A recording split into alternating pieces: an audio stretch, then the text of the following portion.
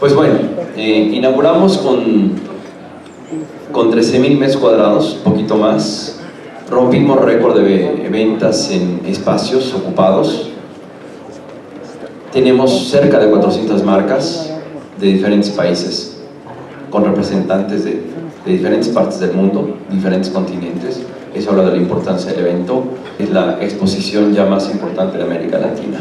Tenemos cerca de 285 marcas. Tenemos 12 salas demo con diferentes atmósferas muy atractivas. Tenemos 6 salas de capacitación. Este piso, primer piso mezanín, es únicamente capacitación.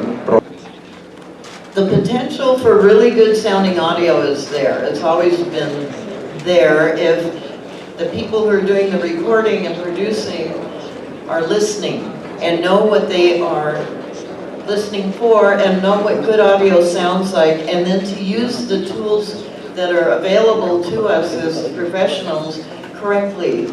Not meaning there's a right way and a wrong way, but knowing why you're using the tools that you are, and have a vision for what that production or sound quality is. What I see is that there isn't enough emphasis on good audio. There's an emphasis on convenient gear and fixing things instead of capturing performances or why somebody would know how to use a tool instead of just taking a plug-in with a preset and putting that on there and going, yeah, or compression, you know, some's good, more is better. No. The potential through education and through learning and doing, we can make great records. There are great records being made, great sounding records. Analog is still around, believe it or not. I suggest learning how to record the tape. A lot of people are still doing it and doing it a little bit more. Learn how to use your digital tools. Learn how to make them sound human, capture emotion. And it's always about the song. Keep that first. It's never about the gear. Nobody hears Asia and goes, man, I love that 1176 limiter on that vocal. You know, nobody's ever said that, and they won't. It's about how you feel when you hear great audio, you hear a great recording.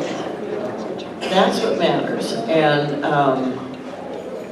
I think we need to make that more important than.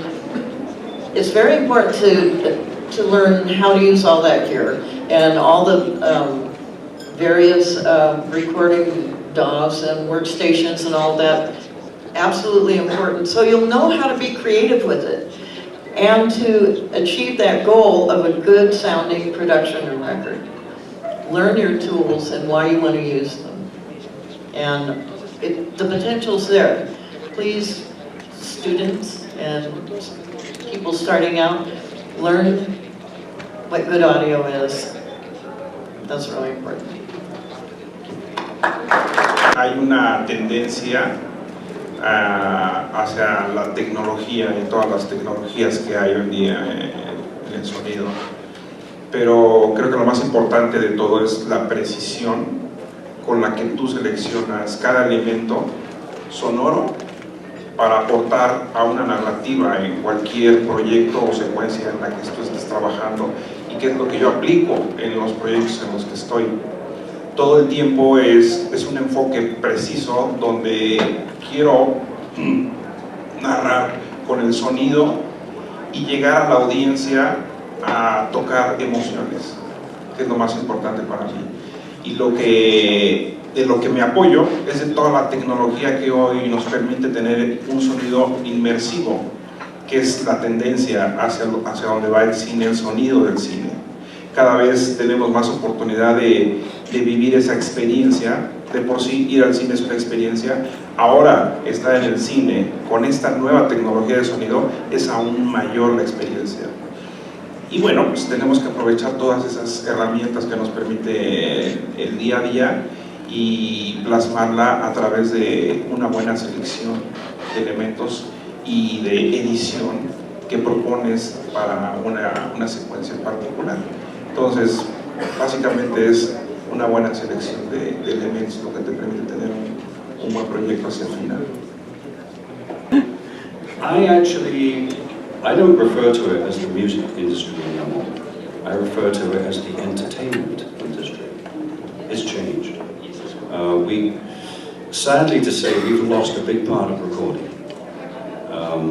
We've lost a lot of techniques of recording. Again, a little bit what Lenise was saying. There's a great emphasis on equipment, technology, and not enough on creating music, creating a listening environment. There's all this debating about which sample rate, what bit rate, what piece of equipment. You know, is a Pro Tools DAW better than Logic? It doesn't matter. None of it matters. It's about how you use these tools, as Lenise was saying, to create an environment of listening. People sometimes, there's this real craze at the moment, especially with the young people, oh, we've got to go analog. We've got to have a tape machine. If you really knew what it was like to put up with a tape machine, align a tape machine, deal with all the different batches of tape, it was a nightmare, you know?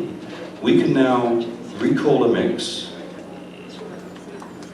after you hit return as quick as it takes to take a sip of your coffee. Now, and then it's there just as you last left it. Now try and recall a mix from a couple of reels of 24-track tape. Recalls used to take 6 to 8 hours on an SSL. It was a nightmare. So it really doesn't matter. The most important thing is the artist, the music, and the best way of capturing what he's trying to do onto a piece of something that you can listen to. So I think that's a really, really big difference.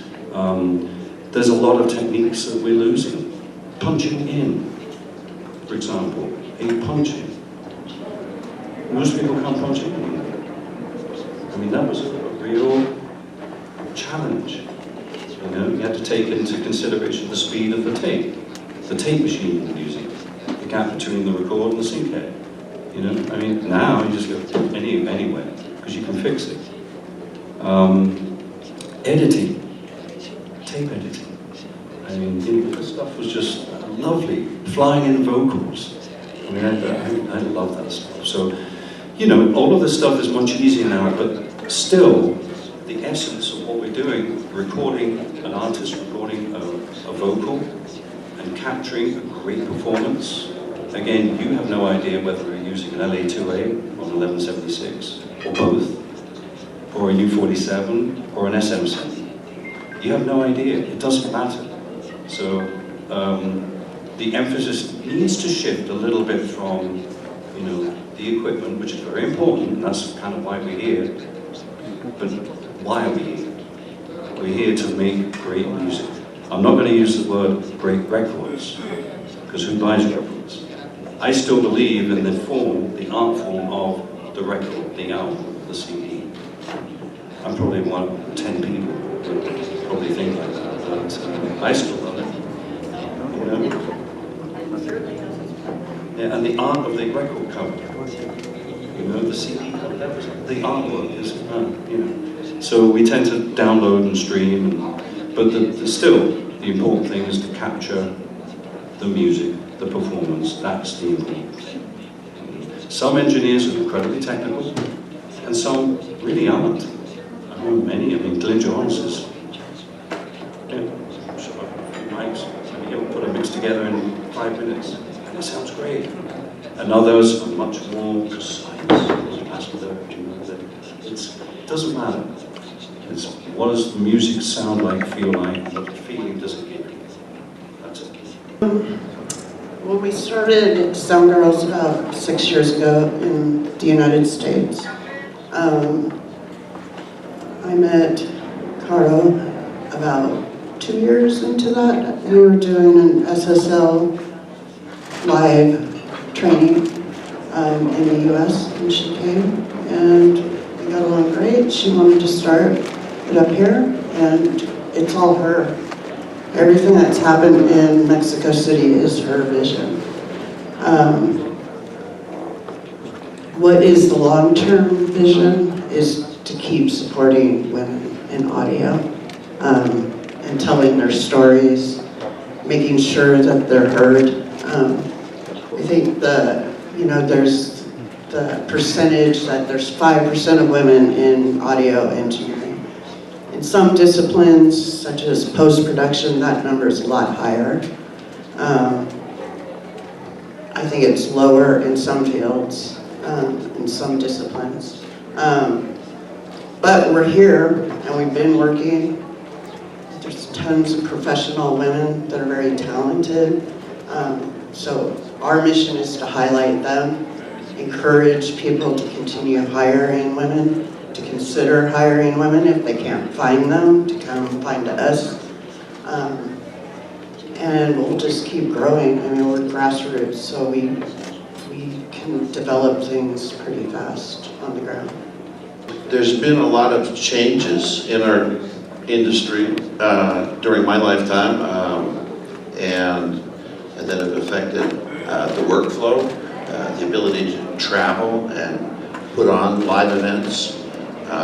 In my lifetime, we've gone from fairly small to fairly large analog consoles, and then suddenly the workflow changed with digital consoles. Now we can email our file to the vendor in a new continent and simply get on the plane and maybe bring a couple of microphones with us and be up and running on a new continent with a show that didn't require all of the production to go into travel and make the trip, saving the vendors lots of dead time, saving the producers lots of transportation expense. And so that's been one of the big changes in live events, is simply the workflow due to the digital technology that we use now. Jim Gamble once said to me, it would be impossible to have an analog console that would satisfy everyone because you simply couldn't get from one end of it to the other. It's now completely normal to have a show with 120 inputs.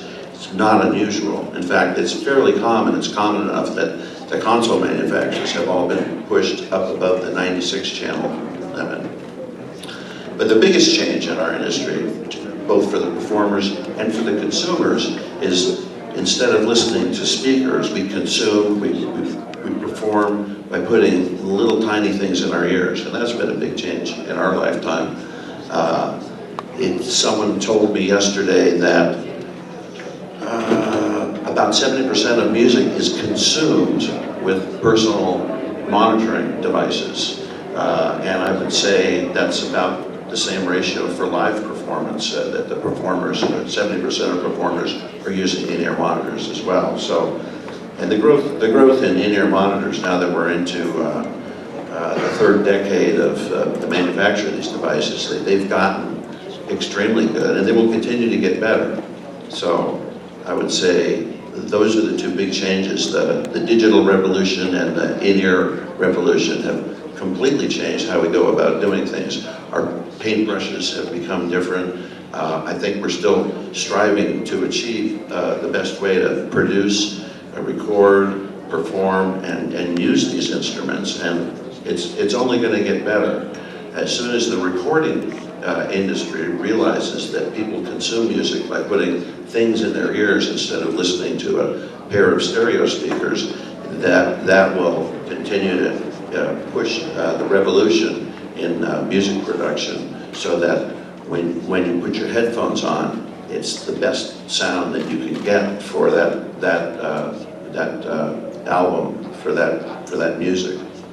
And so I would say those are the two things for me. And anyone else that has a comment, please jump in. Yes, for me, what I see as the biggest change that has happened is the fact that the technology has become so pervasive meaning anybody has access to it, and it's affordable, and it's convenient, and all of these elements are becoming more important to a lot of audio music listeners. The convenience of having earbuds and your iPhone or Galaxy or whatever you're using, and just listening to that has had an enormous impact on how we deliver musical product. Also,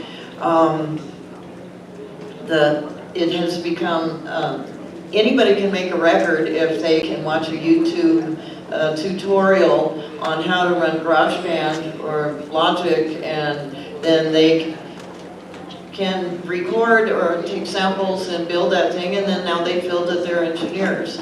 And one thing that's very clear to me that is not only is there an art to becoming an engineer and a producer and a post-production sound designer, all of these things you have to know why you want to do them, but how to use the tools. I love that. How to use the tools accurately. That is so correct to me. And you learn by doing, and it's an acquired skill. You have to have a talent for it and a passion for it, but it's an acquired skill. So a lot of people make that one record and they read about compression, or somebody showed them this great, again, preset on this plugin, and they make that one record, and it's kind of like going to an art class and taking some art lessons and then painting that puppy or painting that flower and going, hey, I'm an artist. Or hey, I'm a recording engineer, look, here's my record. And so there is so much musical content out there now that wasn't there before. Before, if anybody made a record, it was because they had proven that they were worth investing in and developing. And now anybody can make a record. Should they? Maybe not. But what it has done is reduce the value of our music throughout the world. And it's a little more difficult for the cream to rise to the top. And that's kind of difficult. And that's one of the things I've noticed, how to monetize this. It's not just a hobby for some of us. I'm sitting next to one of the greatest monitor engineers in the world here. She would agree with me, I'm sure, that professionalism is far more than choosing the right equipment and making the right decisions about your workflow. For a monitor engineer, the product, the end product, the true end product is happiness. That's what you're creating. And you're creating happiness with other human beings. And the workflow is a social construct. And so true professionalism is how you deal with the people. The photographer, Eisenstadt, famous photographer, said, it's more important to click with the client than to click with the equipment. And you can have a great show with a very small amount of equipment, and you can have a terrible show with a large amount of equipment. It's not the equipment that's going to come to and save you.